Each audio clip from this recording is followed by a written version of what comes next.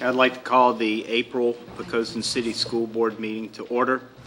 First up, we will have the pledge to the flag and the inspirational reading. Kelly, if you would walk us through that, please. Jordan Duty will lead us in the Pledge of Allegiance. Jordan is in the 5th grade at Poquoson Elementary School, where her favorite subject is math. She loves cheerleading and playing games on the computer. She also loves listening to music, and her favorite group is One Direction. When Jordan grows up, she wants to be a 4th grade teacher. Please stand with me for the Pledge of Allegiance. I pledge allegiance to the flag of the United States of America and to the republic for which it stands, one nation, under God, indivisible, with liberty and justice for all.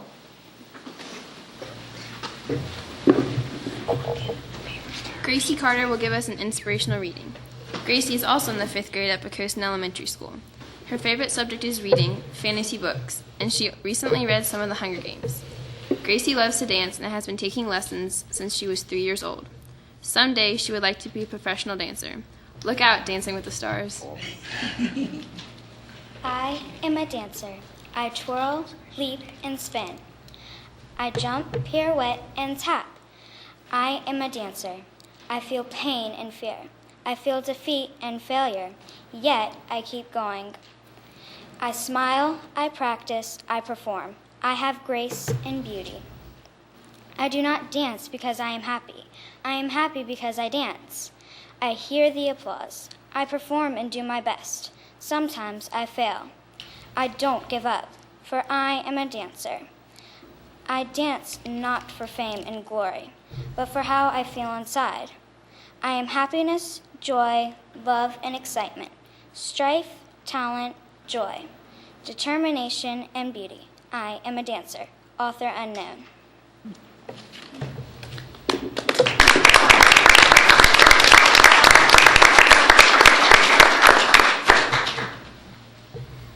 Very nice, ladies. Thank you. Next will be our student presentation. And students, if you will stick around for a little while, we're going to have a short break here, very briefly, and the board members would like to come out and talk with each of you. This year, Poquoson Elementary School had its first art club made up of approximately 20 students. 5 student members are here this evening to share what they have been doing this year. Jessica Buckner and Morgan Fairbanks from Mrs. Kroll's 5th grade class, Gabby Stanley from Mrs. Godsey's 5th grade class, Kalia Haupt from Ms. Heldreth's 4th grade class, and Austin Carmody from Mrs. Walker's 5th grade class.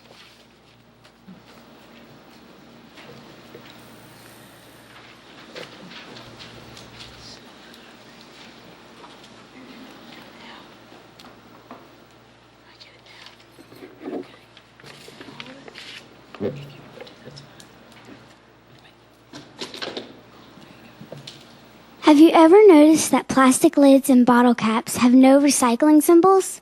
Because they are so small, difficult to handle, and made of so many different compounds, recycling companies cannot use the millions of plastic caps we simply throw away every day. Last year, the PES SEA took on trying to green up our school and community. They started a plastic bottle cap drive to create some garden art for our school.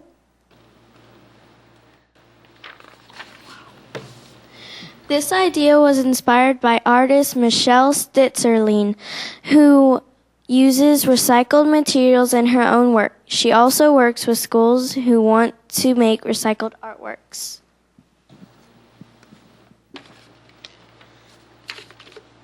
With an average of 20 to 40 products with plastic caps in a household refrigerator, the plastic caps and lids came pouring in. This year, our art club took on this challenge with a recycled materials art project. First, we decided to focus on designs that represented the local plants and animals in Poquoson. We asked our families and members of the community to donate materials such as scrap, plywood, conduit pipe, paint, and screws. Next, we transferred our designs onto the plywood, cut them out, sanded the edges, and primed and painted them. After arranging the plastic lids for maximum effect, we learned how to use power drills and secured the caps in place. Next, our dads help us attach the conduit pipes for planting our recycled creations in our schoolyard. Thank you to all the parents who helped us and taught us how to use the tools safely. Thank you to everyone who helped collect plastic lids and bottle caps, scrap plywood, and all the other supplies. We could not have done this project without you. The next time you drive by our school, we hope you will check out our recycled artwork. We had a great time making something pleasing to the eye as well as earth-friendly.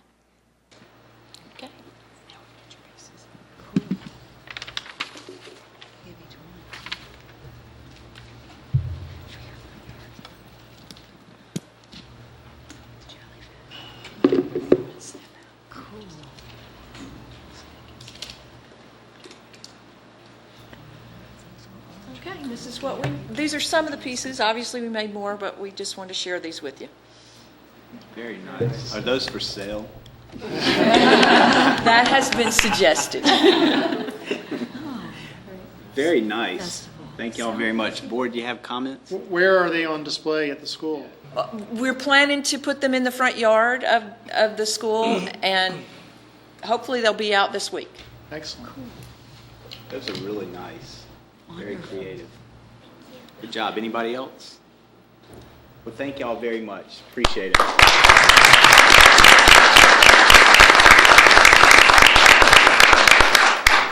Let's go this way. We'll just take it over this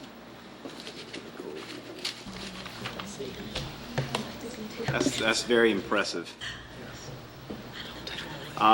Next up is additions and or modifications to the agenda. Dr. Parrish, do we have any? We have none this evening. And we also have no student recognitions tonight, but I believe we have quite a few next month.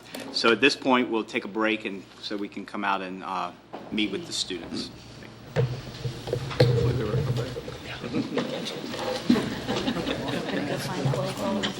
Great teacher. Let us see what reality.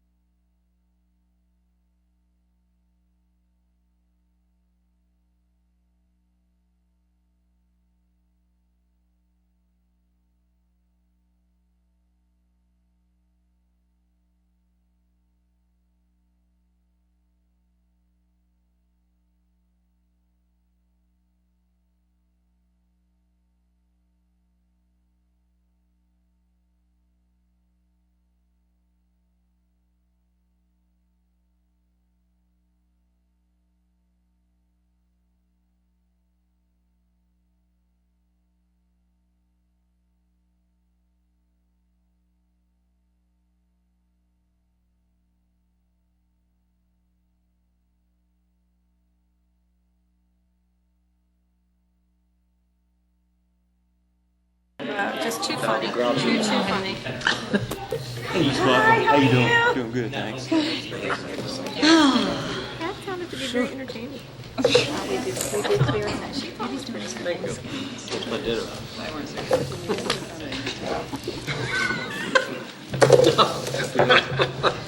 I'm not taking it in my prize box. I usually put it in my prize box.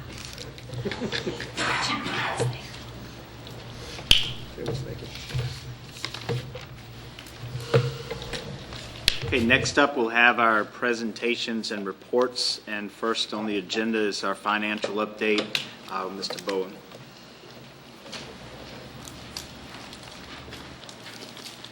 Good evening, Chairman Carter, school board members, and Dr. Parrish. I'd hope to start the finance update this evening with some great news that the General Assembly had passed a budget, but that did not come to pass. So I'll just start into what I really wanted to talk about tonight, and that was in the area of benefits and specifically health insurance. When we began the budget process, we were looking at increases in the area of health insurance of 5 to 8%. And this is slightly lower than what we've seen in past few budget cycles. When in fact what we've seen over the past few years is initial rates that have come in the 10 to 15% range. And some of the things that we've done to help mitigate those increases is, one, we've formulated a benefits committee. And with the recommendations of the benefits committee and with the assistance of our health insurance consultant, we've instituted some plan changes. We increased co-pays slightly over the past couple of years. We've also pared down the number of plans that we have. We've gone from 4 when I first came here 4 years ago to now we have 2. So by implementing those changes and very minor changes as far as the cost increases or copay increases, we were able to keep those increases where they started at 10 and 15% down to 3 to 5%. So we were able to make those increases very manageable for the school division. And in doing so, we were able to absorb those costs by the school division and not push those premium increases onto employees. So that's good news. What we're able to do for fiscal year 13 is that we were able to negotiate a rate, a 4.5% increase.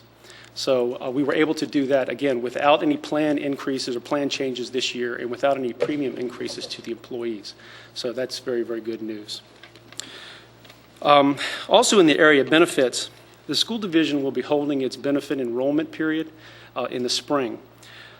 This is a change from prior years. And what we've heard from staff members over the past couple of years is that our normal enrollment period, which ran from late August to early September, just didn't allow employees enough time to evaluate their benefits and select the benefits that were most appropriate for them, because so much is happening during that period. Staff members are coming back to school, there's a lot of faculty meetings, there's a lot of training going on, and in the midst of that, we're trying to educate our employees on their benefits and then trying to get them enrolled into the payroll system so we can start their deductions. So we went back to the benefits committee, and with the recommendations of the benefits committee, we are instituting a springtime enrollment, and staff right now is working on finalizing that schedule. We hope that we expect that it's going to be in sometime in mid-May, and it will run to the end of school, and school board staff will be assisting employees to ensure that there's a smooth transition. So that's the finance update this evening. Okay, great. Any questions? Ms. Wilson? I thought I heard there was a new budget that they were looking at from the state. Something else that had just come out this week. The conference committee put out a budget, and that's what the General Assembly was brought back in to vote on. Mm-hmm. So they were in session today, but they recessed until tomorrow. They had a vote. It was voted down. And so that's what, because again, we don't have a budget from the state because the General Assembly hasn't passed a budget. So they'll meet tomorrow again in Richmond, and we'll see if they'll be able to pass a budget at this point.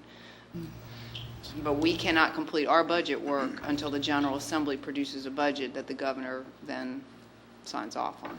And what's the difference between that one, and the governor's budget? We don't know Money-wise. exactly because we usually get a calculation tool from the Virginia Department of Education, but they are not releasing a calculation tool until a budget is passed. I do believe that we may see some additional funds from the General Assembly's Conference Committee budget over what we got from the governor, but again, that Conference Committee budget was voted down today, so it could be a whole new budget comes forward, and we don't know what that would mean for us. So we're very much in limbo, as is every school division and locality in the state right now. Thank you. Anybody else? Thank you, sir. Thank you. Next, we have our operations update from Mr. Pappas.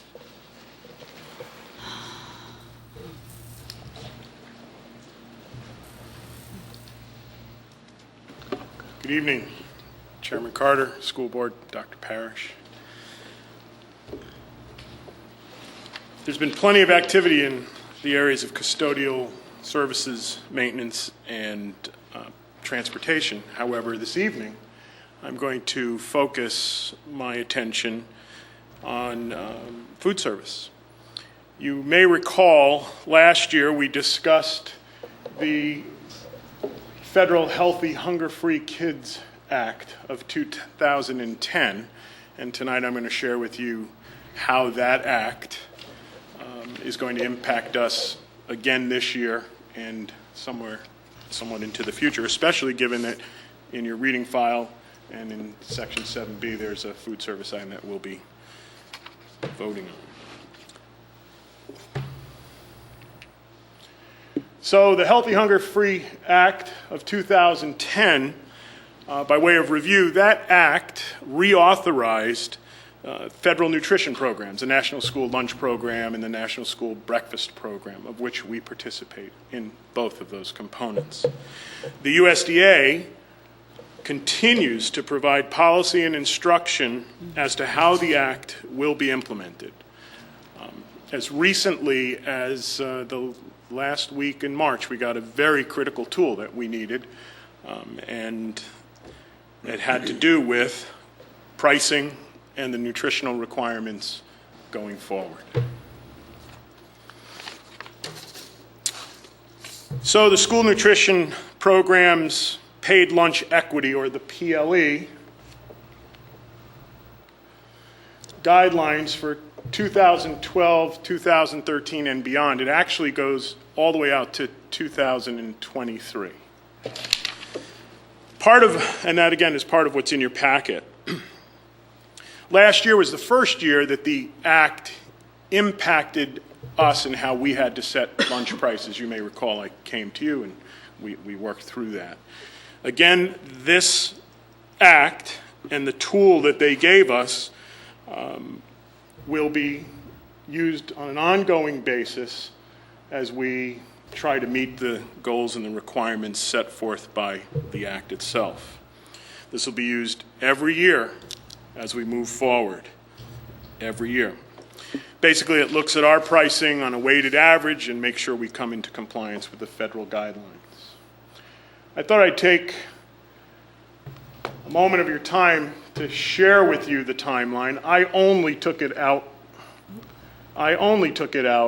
to 2017, 2018, but it goes all the way out to 2023. And these are the various issues that we're faced with immediately in 2012, 2013, 2015, and so on. Right away, we have some changes that we have to implement.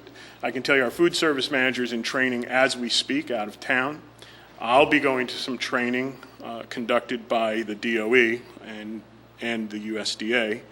And this has to do with standardizing menus and eliminating salt. And I can tell you that way back here, when we look out at the salt targets, way out here, it's half as much as it is the first year. I happened to look up what what different products would be. And you'd be surprised. It's going to be very difficult to meet the requirements way out. I looked at some spaghetti sauce that we all buy. The amount of sodium in what you'd think was just one serving of spaghetti sauce is significant compared to what the goals are that we're going to have to meet. We currently don't use any salt in any of our butters and our oils, and we use very little in anything, but things are going to change dramatically, and we're working right now, our food vendors working with Tyson, they're having to change chicken patties so that the breading is all whole wheat. So in a couple of years, we move back to those whole wheat hamburgers that we tried to do. Have to do that by 2014.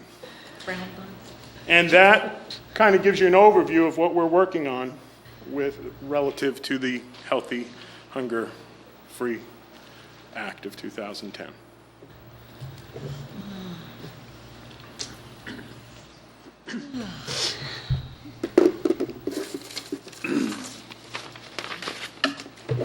Yes, sir, please. The Healthy, Hunger-Free Kids Act, is that a funded mandate? No. There is language in there that suggests that through the act and forcing us to raise our prices, it will be paid for. But it remains to be seen as to whether that will occur. And also, as you have to adjust meals, there's a concern about whether or not students will buy the meals, which could create an issue for us too when you look at the whole food service business. The government's contention is that this will increase participation. We've always been Keynesian and see supply and demand. If we lower the price, more people will eat. If you raise the price, it'll have an opposite effect. The two don't coincide. But we also have the issue too of as you know, like we did try, all kidding aside, whole wheat hamburger buns. Kids stopped buying lunch. Right. They didn't want to eat the whole wheat hamburger bun. So the concern is, as some of the nutritional things change, how that might impact demand for school lunches. I mean, we have to now have red vegetables like beets and dark green. And there's the changes are significant. And it all falls in line with the new guidelines and us promoting wellness and being at the forefront of that. Are they eating hamburgers again on the white wheat? Currently, it is white wheat, but what's going to have to happen is the label is going to have to unequivocally say whole grain enriched, which that means the primary ingredient has to be a whole grain. Right. So you're going back to brown. Yeah. So it's about This is federal. Sir? I'm sorry? This is Federal mandate. Yes, sir. Don't they get wiser and wiser every year? I mean, I'll tell you one thing, it's fun. Yes, I'm sorry. Steve, it mentioned wellness policies also in one of the slides that you had. I apologize for not knowing this. Do we have vending machines? We have vending machines. They cannot be operational from a half hour before breakfast starts to a half hour after breakfast ends and a half hour before lunch starts and a half hour after. And the only thing we serve in our vending machines that students can even access is water.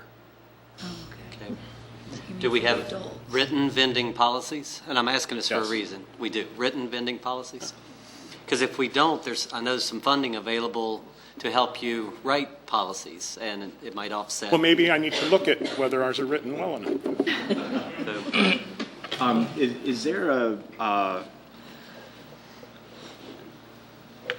there a contingency plan in case the school lunch sales drop off significantly to the point where it could possibly put our suppliers out of business?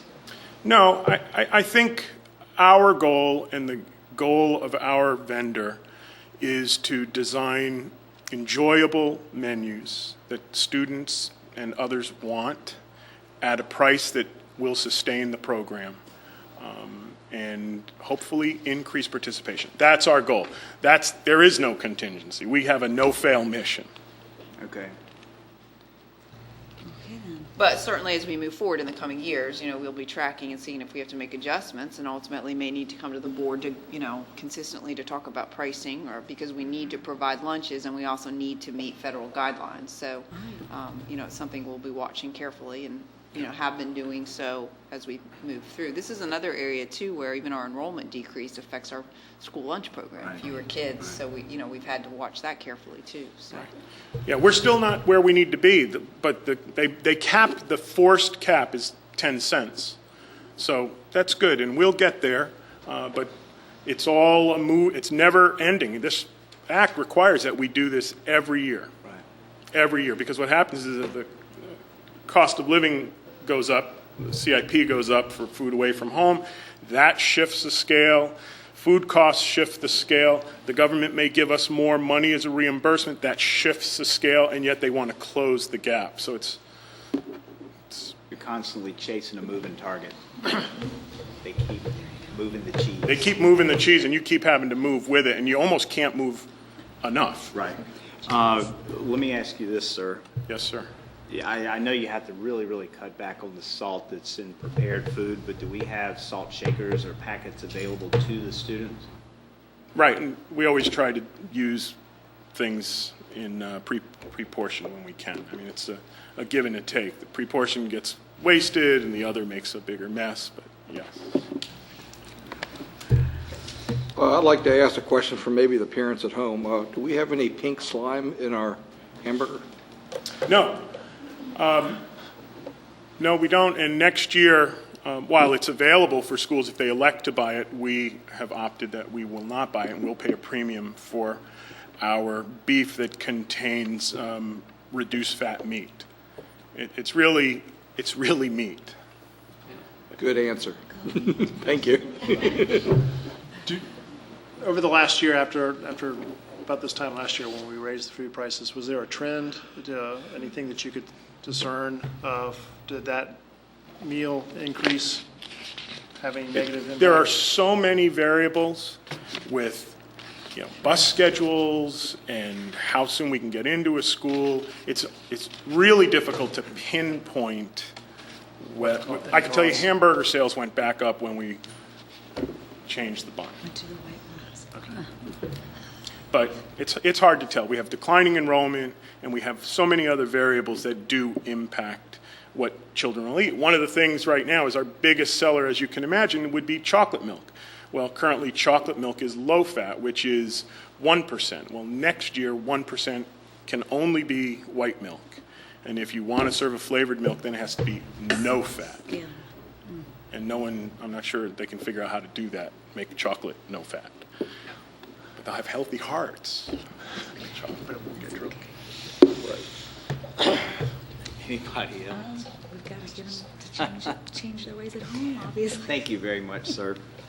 Eat like the French. Next will be our instructional update with Dr. Cataldo.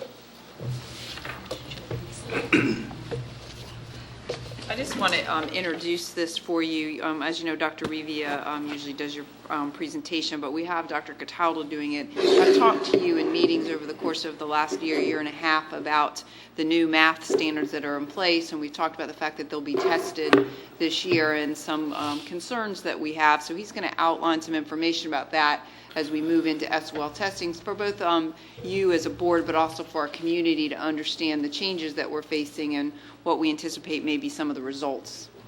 Thank you. Thank you. Chairman Carter, members of the school board, Dr. Parrish, good evening. Tonight I want to talk with you and provide you with a Standards of Learning update. As we know, during this time of the year, towards the end of May, beginning of June, we have our Standards of Learning tests. And those are 3 through end of course, which is generally the high school.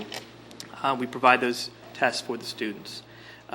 We have online paper and pencil and paper and pencil tests. This year is the last year of the actual paper pencil test. Next year they will all be done online. But what I really wanted to talk with you primarily about this evening was about the mathematics SOL, the new assessment. There have been some changes by the Department of Education in the area of the Standards of Learning for the math assessment. This is a quote from the Superintendent of Public Instruction, Dr. Patricia Wright at Virginia Department of Education.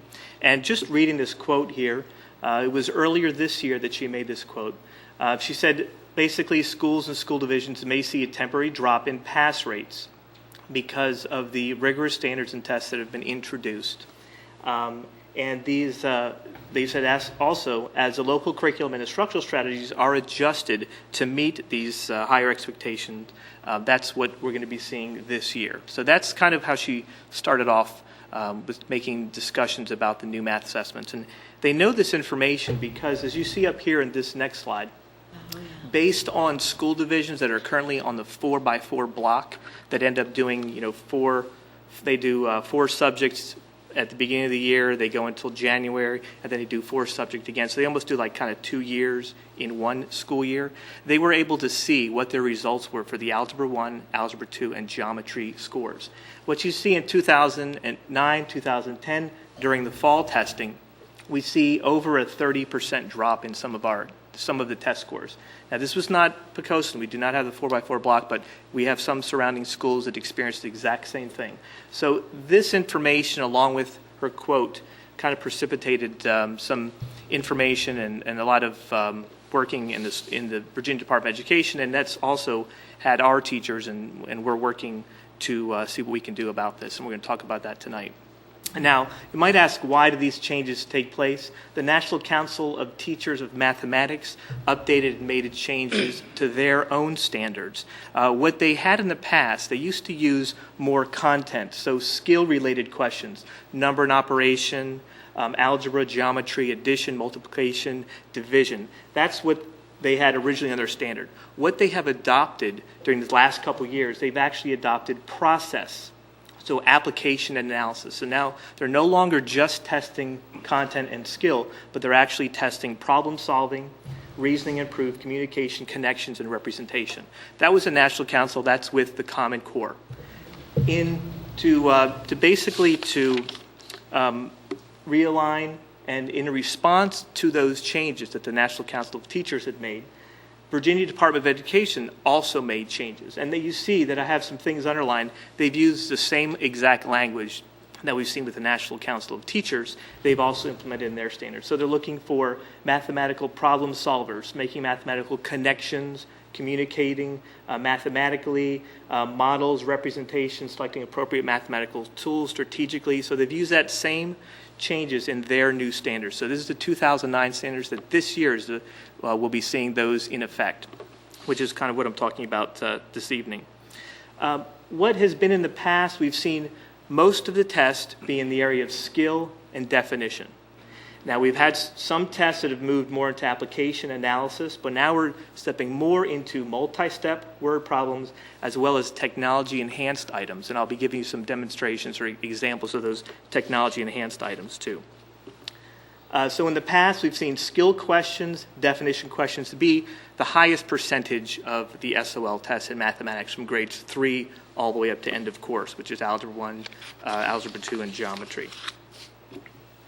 Also, we're seeing more application and analysis questions, more one-step word problems, and definitely the multi-step word problems, again, going from the 3rd grade all the way up.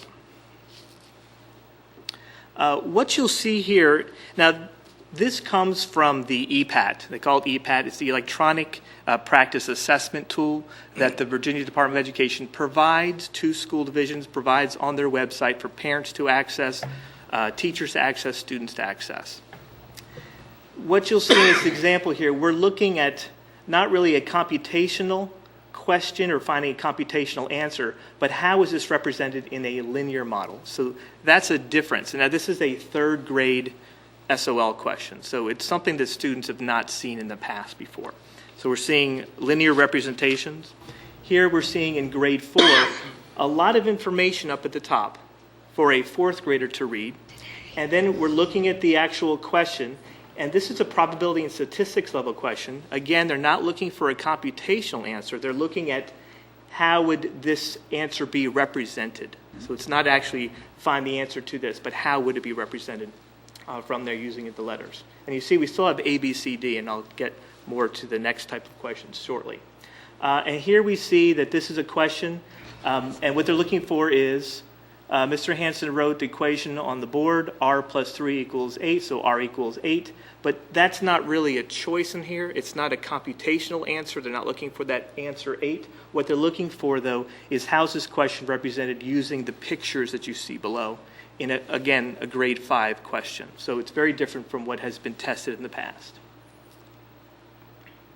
And here in grade 8, the first 3 steps Justin used to solve the equation are shown. We don't even really use step 1. We're just going from step 2 to step 3, and they're asking for the property that is used to make that definition. Again, not computational.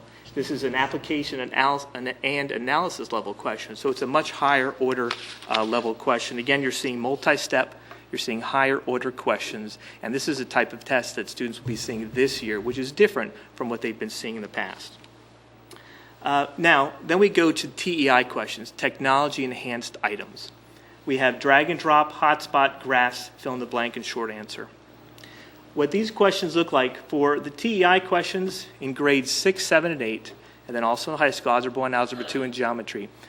Students will have these type of questions on their test, and they will count against them or for them. In grades 3, 4, 5, they will have those questions still on their test, but they will not count against them. They are considered field questions. But they will also be getting these multi-step problems I just showed you before. So those are what everybody's getting, that kind of question. It's just 3, 4, 5. These next level questions I'm going to show you will not count for against them. Here's the first type. It's called drag and drop. This is in Algebra 2. Basically, you have the open spaces. There's no A, B, C, D that you see there. And students will drag and move these into the right place. So, of course, we take them in the computer lab. We show them the tools that they have, the toolbars, and how to do this information, because we don't have other assessments that have the same kind of tool. Okay. Second level question, here's a hotspot. Now, here you have to be very careful with the directions, because they don't really jump out at you, and there are a lot of directions on there. Most kids just look for the quick answer. But here we have click on a box to choose each statement you want to select. You must select all true statements. So you have one true statement, second one, and there's actually a third true statement. If you select 2, it's incorrect. If you select 4, it's incorrect. So students have to be very careful that, again, the answers are looking for more deeper level. Here students have to create a graph. You have to take that pie chart and represent it over there on the chart like that. And again, there's many different ways to get that question wrong. There's only one way to get it correct. Now here we have an answer that actually they have 3 different answers they can use. So this they have to represent that information down here at the bottom. So they could use one more there. They can use one of those 3. So they have 3 potential correct answers there. The last example of these TEI or technology enhanced items is what you'll see here. Now this is grade 3. A student looks at this information up at the top. It says you may use the X more than one time. Well, to get this answer correct, they have to use the X 10 times. That's the only correct answer that a third grader will see taking this particular test. So the tests have changed. We have seen that with the Algebra 1, Algebra 2, and Geometry, scores are lower than they have been in the past. That's the first real indicator that we have, because our students have not seen these tests yet as an assessment. They have seen them as practice tools, and we've been practicing with them. Now, the next part of this presentation is what we're doing about this. What have we done so far, and what should we be doing by May?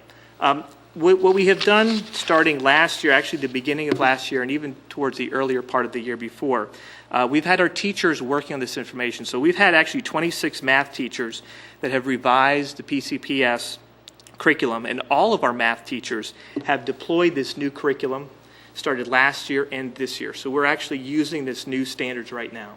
The teachers have attended, we've had multiple teachers that have gone to the VDOE in Richmond and have attended these sessions to teach them about these questions and the assessment. They've incorporated materials and video, a lot of information that's found on the Department of Education math website that gives teachers what to do and tools.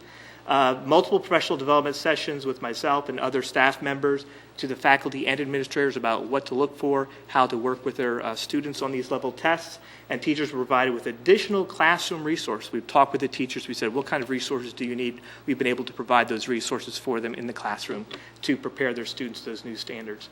The teachers have used the state-supplied crosswalks, which is a crosswalk from the old curriculum to the new curriculum, and looked for the connections in there and use all that information for a much smoother transition. We've created pacing guides that have accented the new material. We have used the enhanced scope and sequence that's provided by the state as well as guides for that. And we've trained teachers in the use of the EPAT, which is the technology questions I've showed you earlier. Teachers have taken their students to the computer labs on a regular basis, making sure they're familiar with the tools, how to drag and drop, how to use the hotspots, what kind of questions they're looking for. So we've given them information. Teachers are creating multiple step and analysis application type test questions when they're doing their own curriculum and teaching different levels of mathematics. And they're instructing students in the old and new curriculum together, again, to prevent the gap, because there's a gap between the 2002 version and then the 2009 version. And what we're doing for parents, later this week, we're going to post an Edline letter, which is going to have much of this information. It's also going to have links for the practice EPATs that they can download, they can have on their computers as well, or if they use the public library, they can use that too. So we've been really preparing our students, our teachers, and trying to get our parents informed with these changes that are currently taking place with math. In the last quote, that this was just in January, just a few months ago, from Dr. Wright.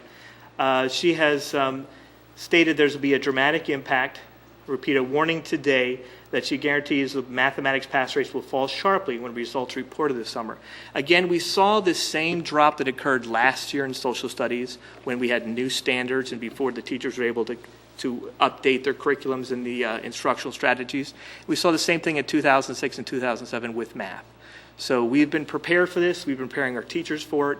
We believe we are ready for these changes that are taking place. But it's important to know kind of what's out there, what's been going on around the state, and how we can prepare our students and teachers for that. Thank you. And I just want to add the fact that the state superintendent is anticipating this to have a dramatic impact on accreditation. We're talking about state accreditation. Our schools have been accredited by the state for years now, but across the state, superintendents have a real concern that we're going to have schools that have been state accredited for years and may not be based on these math scores. So that's why we're doing all we can to get ahead of it and remain optimistic that we will be successful with them, but I think we need to be prepared, and our state superintendent is certainly preparing the Commonwealth for that potential actuality.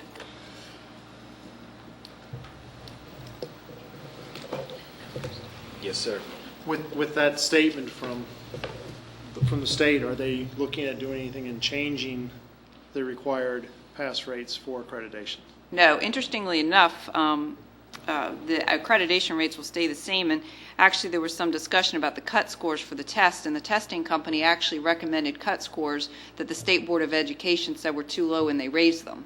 So they've actually, through the State Board of Education and the State Superintendent and VDOE, have made the test even more rigorous than the testing experts proposed that they should be. And no, they're not changing accreditation rates. So we'll still have the same expectation of on the state tests for state accreditation for the 70% pass rate, knowing too that this plays into AYP because it's those math tests that get us accredited for AYP. So it will be an issue for us in terms of state and federal accreditation. Although we are waiting to see what happens with the federal waiver for the No Child Left Behind Act. Ms. Wilson. I was just going to comment to say thank you for a thorough presentation. It seems like you've really covered all the bases there with even sending the teachers to Richmond and giving instruction there. That's great.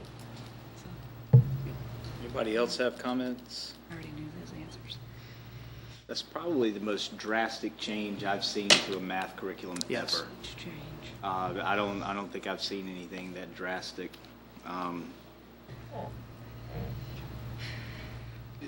Well, there's going to be a lot of us parents aren't going to be able to teach our kids when we see some of the new things they're supposed to be able to do. It's kind of more and more abstract from what we were taught 30 and 40 and 50 years ago.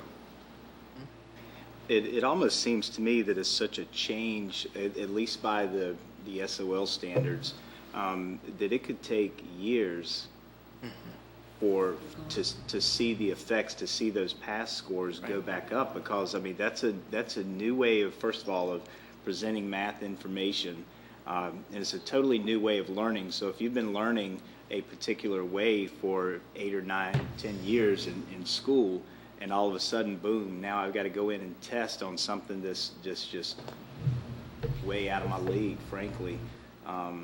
It seems like it would take a while. There's going to be quite a lag time. I mean, do you get it that says impression? temporary. They say temporary drop, but I agree. And much of our focus, too, it now has been looking for tests or assessments that are modeling the same drag and drop, hotspot, fill in the blank that we see with these state assessments. And if we can find some tests that mirror that, we can definitely prepare our students for it. Are our current textbooks going to be adequate to address that type thinking? Currently, with our textbooks, I mean, they've had new textbooks go through the textbook adoption process, which were approved last year. So we're currently looking at those lists right now and making recommendations or deciding, talking with the teachers to see if we're going to be using additional textbooks and making sure that we're prepared for that. Does Richmond have any suggestions for us about a textbook to adopt? They do. They make recommendations, and I think there are 3 or 4 on there that they have as recommendations for each of the levels. And we have textbook adoption process. We would go through those, look for the most applicable textbook that we feel would meet all of the state needs, approved by the state, and go through that process.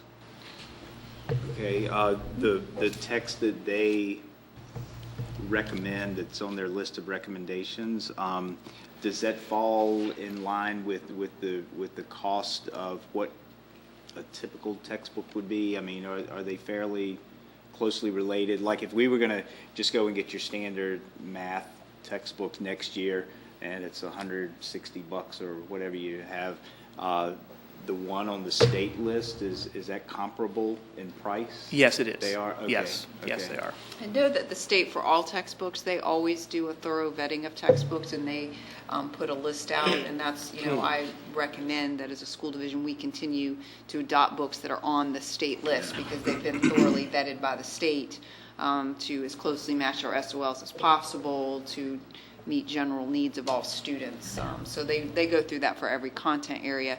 I know that Dr. Cataldo mentioned that we have provided additional resources to our teachers to help hit any spots that our current textbooks may not meet the need of for our students with the new standards. So we have been doing as much of that as possible as we look to the future too.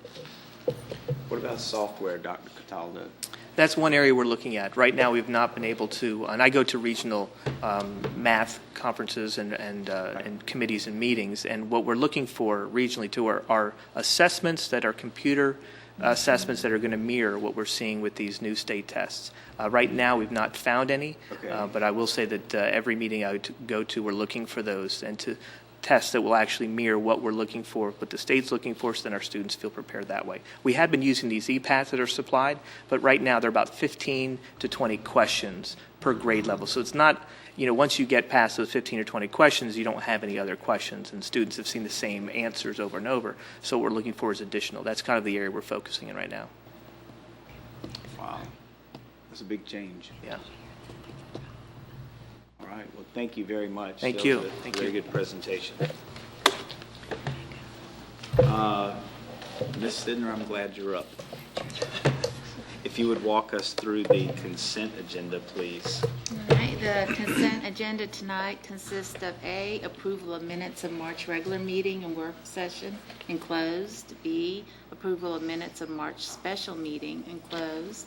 C, approval of financial reports enclosed. D, personnel action enclosed. And E, authorization to accept and expend funds as outlined in attached request to request enclosed. Okay, thank you. Do I have a motion to approve the consent agenda? I move that we approve the consent agenda as presented this evening. Second. Second. Thank you. Ms. McDowell, could you call for a vote, please? Mr. Hucks? Aye. Ms. Wilson? Aye. Mr. Diggs? Aye. Mr. Melton? Aye. Mr. Cast? Aye. Ms. Sidner? Aye.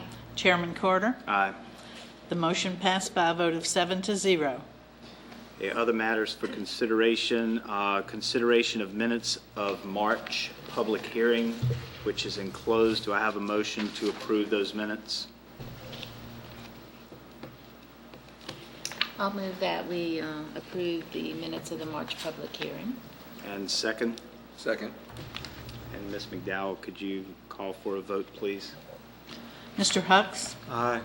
Ms. Wilson? Aye. Mr. Diggs? Aye. Mr. Melton? Aye. Mr. Cast? Aye. Ms. Sidner? Aye. Chairman Carter? Abstain. The motion passed by a vote of 6-1 abstain. Excuse me. Okay, next up is consideration of approval of proposed increase to meal prices for school year 2012-2013. There was a reading file enclosed. And Dr. Parrish, would you like to address this, please? Yes, I think that Mr. Pappas did a good job of outlining your reading file through his presentation, but essentially as a result of the new federal regulations, so we're requesting that you approve meal prices, which would be 10 cents for lunch for all 4 schools as well as for all adult meals, and a 5% increase for breakfast across all the schools.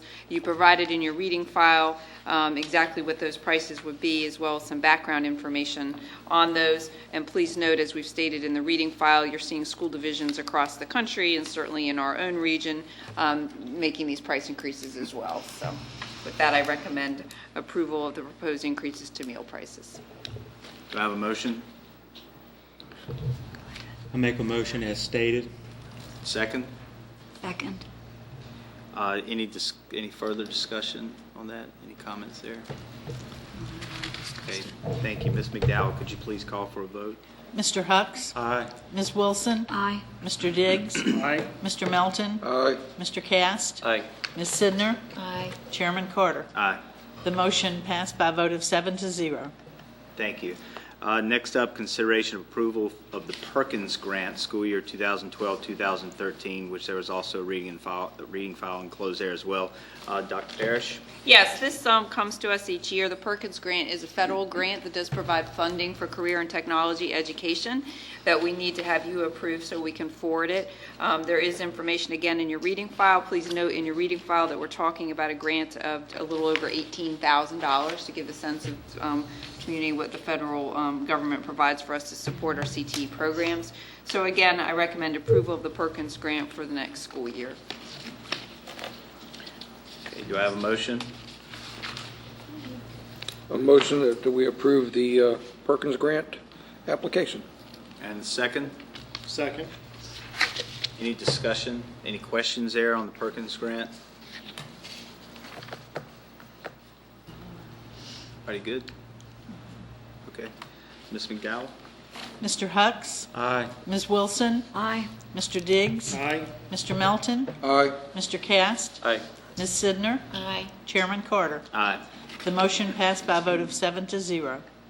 Next up is consideration of approval of the Special Education Plan 2012-2013, which also has a reading file enclosed. Dr. Parrish? Yes, each year we do have an annual school special education plan that we need to submit. This plan makes sure that we're aligned with the requirements of the Virginia Department of Education as well as the Federal Act, IDEA of 04. And this plan does drive how we expend the funds that we do receive from both the state and federal government. It ties to instructional services, also OT, PT, other services, as well as some specific programs that we offer. So I recommend, again, that we approve this annual plan. Do I have a motion? I'll motion that we approve the special education plan for the 2012-2013 year. Second? Second. Any questions, comments? Anybody? Ms. McDowell, could you call for a vote, please? Mr. Hucks? Aye. Ms. Wilson? Aye. Mr. Diggs? Aye. Mr. Melton? Aye. Mr. Cast? Aye. Ms. Sidner? Aye. Chairman Carter? Aye. The motion passed by a vote of 7-0. Thank you. Next up is consideration of approval to adjust the calendar, making June 14th, 2012 the last student day of school, and making May 25th, 2012 a school holiday. Dr. Parrish. Yes, this is one of those items that I suspect will bring great joy to many of the students in our school division, if not all of them. As you know, we fortunately, knock on wood, had a very mild winter this year. We had built in 2 inclement weather days, so we had 182 days built in our school year. We are required by state code to have 180 days. So as we have done when this has occurred in past years, what we're recommending is that we take those 2 days out of the school year, so our students will have 180 days of instructional days in the school year, and this will also assist us in the various contracts that we have. So we're recommending here that we move the end of the school year up by a day, which means June 14th instead of June 15th will be our last school day. That makes June 15th a teacher work day, and we will still have graduation on Saturday, June 16th. It actually helps us, too, because we'll be able to more easily do graduation practice on the 15th if we don't have students in school that day.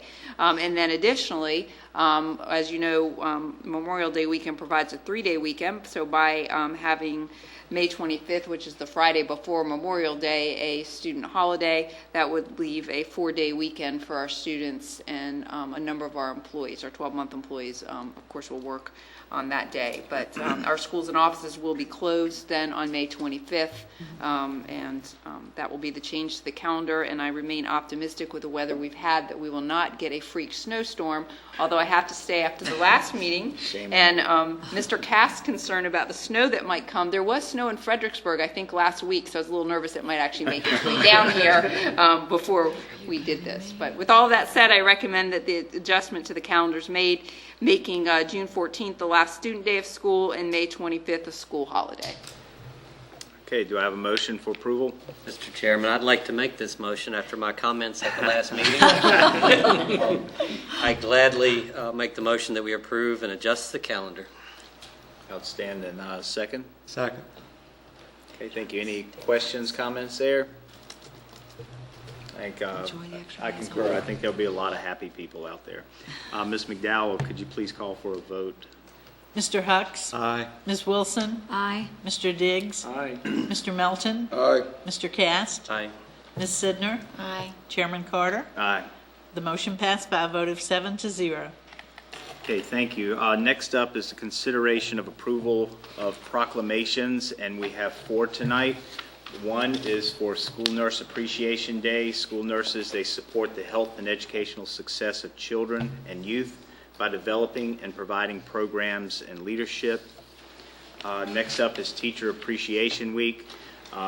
We honor the dedicated men and women who lend their passion and skills to educating our children because we believe teaching is one of the most valuable professions in this country, and they certainly earn their pay. Military Child of the Month. These children are a source of pride and honor to us all, and it is only fitting that we take the time to recognize their contributions, celebrate their spirit, and let our men and women in uniform know that while they are taking care of us, we are taking care of their children. Hats off to our military. Child Nutrition Employee Appreciation Week. The hardworking staff who prepare and serve school meals help nurture our children through their daily interaction and support. Do I have a motion to approve the proclamations? So moved. Second? Second. Sorry. Any comments here at all or questions about the proclamations? Okay, thank you. Ms. McDowell, could you call for a vote, please? Mr. Hucks? Aye. Ms. Wilson? Aye. Mr. Diggs? Aye. Mr. Melton? Aye. Mr. Cast? Aye. Ms. Sidner? Aye. Chairman Carter? Aye. The motion passed by a vote of 7-0. Thank you. And public comment, do we have any, Ms. McDowell? No, sir, we do not. Thank you, ma'am. And communications, Dr. Parrish, would you start us out, please? Yes, I'd just like to remind the community that we are excited. We have the accreditation team coming from Advanced Ed next week. They'll be here Monday, Tuesday, and Wednesday. They'll be meeting with you, with board members, as well as community members and a variety of parents and staff members and even students throughout our schools. and they will report out to you at 3 o'clock on Wednesday, April 25th. So you will be holding a special meeting for that report out, and we hope to get some wonderful results. So this is certainly a wonderful opportunity for us to have some folks really take a look at our school division and the processes that we use, and hopefully make some recommendations that can make us even stronger. And this also does meet the long-range plan objective, one of which was to have us do a district accreditation with this organization. So we're certainly excited about that next week. We talked about budget, in which we really don't have much news, especially in light of the fact that it was voted down within the last couple of hours. Again, we will continue to update the community as we get information from the General Assembly. But just a notice to the community that you as a board will be meeting with City Council next Monday at 6 o'clock to talk about the budgets that we have put forth in the budget that the city manager has proposed. Also, I know there was an article in the newspaper last week, but just a reminder to the community that the School Consolidation Committee will be meeting within the next few weeks, and we anticipate bringing a report to you as the board at the May work session once we've met again with that School Consolidation Committee. And as you can tell from many of the reports, and I'm sure what Kelly will tell us, it's a very busy time between testing that's going on, a lot of school activities. We're moving towards the end of the year, so there's a lot of concerts and plays. So I just thank everybody for your continued support and patience, because sometimes the spring gets tough with so much going on. So thanks to everybody for their continued hard work as we move through the coming months. Thank you.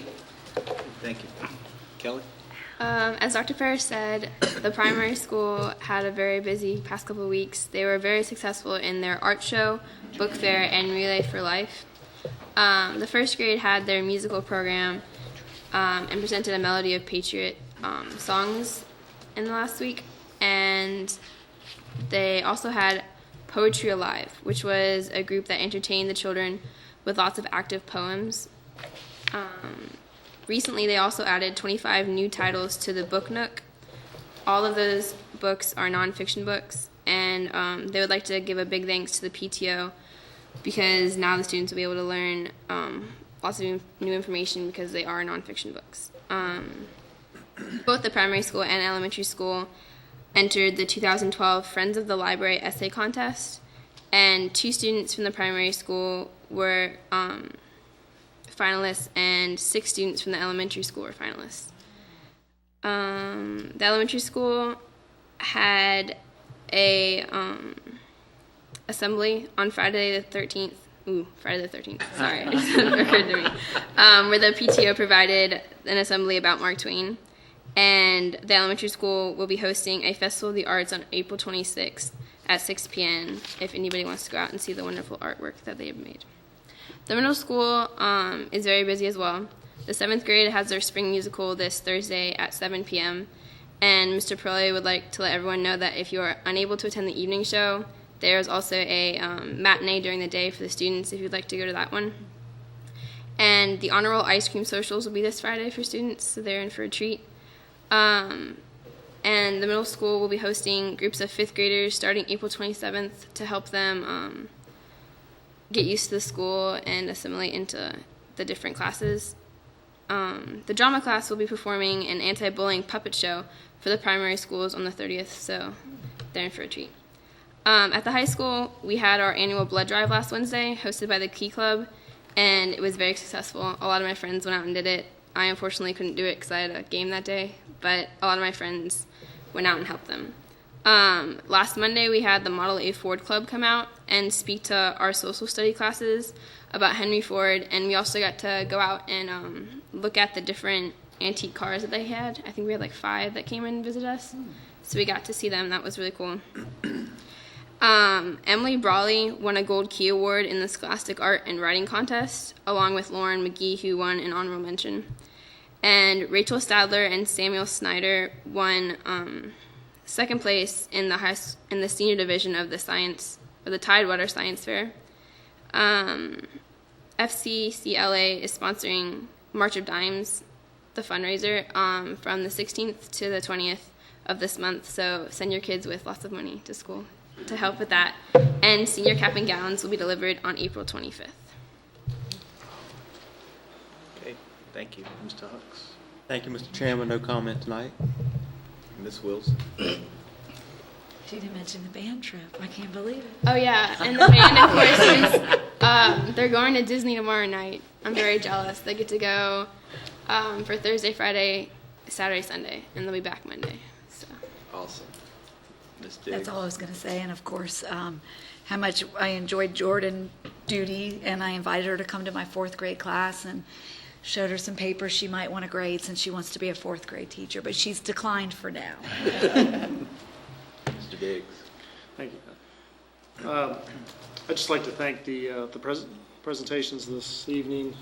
Mr. Bowen, I know you and his staff with the delays that are going on in Richmond. I know y'all aren't sitting by idly waiting for the information. It's very busy, and the fact that we are able to do the benefits change again with such a little impact to our employees, I really appreciate that. I know with everything that's going on, everything that we can do for our teachers and fellow employees, there's a benefit. Like the proclamation was this evening, we say it's a Teacher Appreciation Week. I think that confident speaking for the board, we appreciate our teachers 52 weeks out of the year, not just a single week, but it is good to get that specific recognition as along with the other proclamations.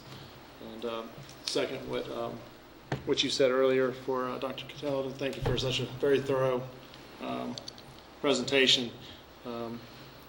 Oftentimes we have these presentations and we don't ask a lot of questions. You cover the information very well and provide those things that we may ask in the presentation, so we don't have a lot of questions oftentimes. Thank you. Thank you, sir. Mr. Milton. I was pretty busy with Career and Tech Ed in Richmond last week. On Wednesday, I was asked to go up and judge outstanding programs. These are business and industry partnerships, the community college and high school partnerships, and then outstanding advisory committees.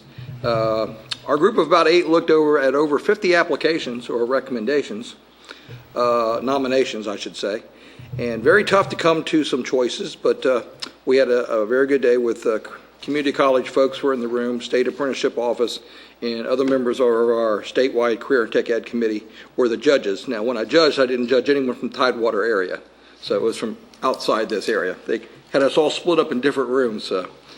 It was kind of interesting. It was a very long day because there were some very outstanding programs. On Thursday, went back up. We had a regular statewide meeting. There are approximately 5 other governors' academies, somewhat like our GATE Academy here locally, that are trying to get off the ground. And of course, they're always emphasizing trying to market Career and Tech Ed across the state of Virginia. So some productive meetings in Richmond last week. Thank you. Mr. Cass. Thank you, Mr. Chairman. A few weeks ago, I mentioned that I was very impressed of how supportive the community was and how supportive the comments were. And since that time, I've been sought out by a couple of people with some very well thought out comments that weren't quite as supportive. But I want to let those people know that I really appreciate those comments, that this is your school and this is our community, and that those were very well taken comments, and I appreciate that. So, thank you. Thank you. Ms. Sidner? No comment tonight. Okay. Well, that comes to me. I went to the Special Education Advisory Committee this month, and Ms. Feldman and her staff had someone in talking about autism and the support that they have in the community, actually the region, and very, very well done as usual. And so I thank her and her staff for all of their work this year with the Special Education Advisory Committee. Also, the presentations again were very informative. Challenges, lots of challenges ahead. I have faith, and I believe I'm speaking for the board, that we as a board have faith that you guys can meet those challenges, you and your staff. They have some phenomenal people on staff and in these schools who can step up to the bat when they need to. And just keep us informed as you always do. Let us know what's going on and how we can support you in your endeavors, because it looks like some pretty big mountains in front of you to climb. But we're there to support you. We really are, and we'll do all we can to help you out. So thank you very much. And with that, we will go to material for board review. Do we have any? None this evening. Okay. And We'll move to the work session. We'll be looking at budget update, exam committee update, student representative to the board. We'll be discussing that. And we'll also be talking about the accreditation visit that's coming up. And then we will go into a closed session to discuss some personnel matters. So with that, we will adjourn to the work session.